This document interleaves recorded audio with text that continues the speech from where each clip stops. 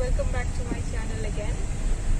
Matam kuire bai matungda kuire thagatabadu ado ngasigi vlog sidi kaino ai je samkau ge tawbane ba koi nau piga lakpane ai lake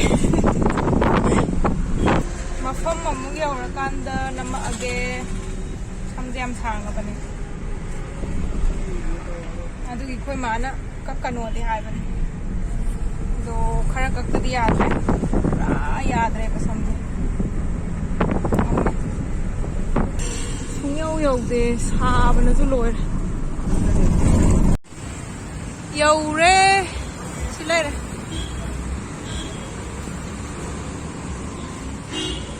loire khusaje pura beran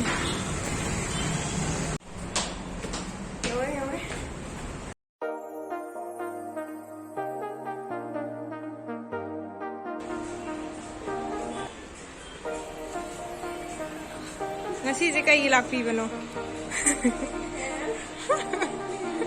I got you and your vibes in my mind. I can't get enough.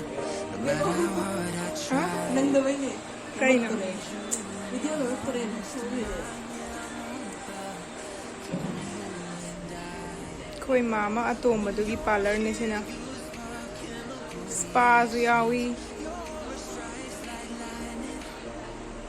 henur da Bangalore da laiba mi yauradi lakpa yani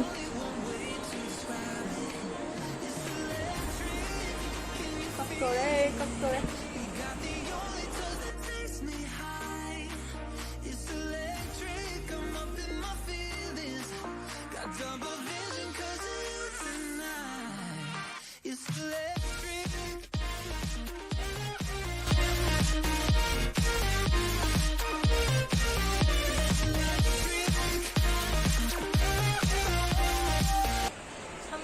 loidri kakabudi loy okay masai na phadana hayogre aina video hoi kuibudi kuire thagataba ko ado atopa dance cover na taba video atopa also sum suggest tawro like ai yoga su tawbanina yoga gi related videos sum thagat pa hawrani like yoga da sum am like dum back pain reduce tawbagi exercise natragana nupi gi oiragana like period cramp reduce tawbagi oiro anything mayam dum tamningba or tawningba do dum ai tutorial oina semaga upload tawjarake adu mangaire aduga dance cover di in a month like anira like 2 videos kumba thagat ngamna honage aiju habak to chatpagi matam do dance cover tam taraga ju number do khara matam sangdeba adu dine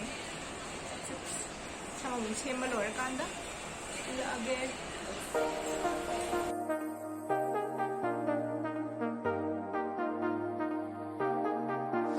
I got you and your vibes in my mind. I can't get them out. No matter how hard I try. Like you do, yeah. Like you do.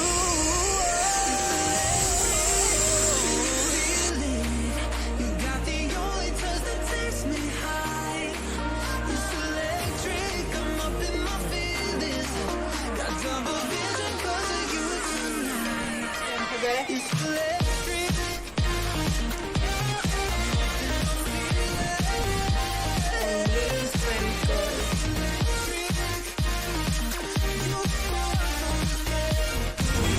auto do ina halle auto ne nuai situ smaina sit changba de smain changba na ta di ko hawe bai video lakshin lage mayam thank you so much for watching sam review yam bhadana kapire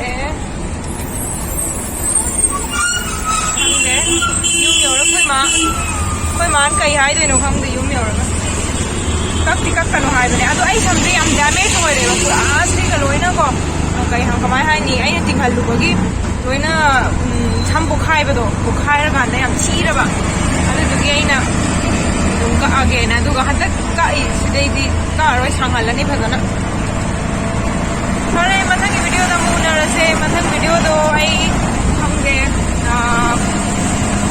dance video na sagana vlog adum thagalaki bye now ta mar phone mein see you in my next you.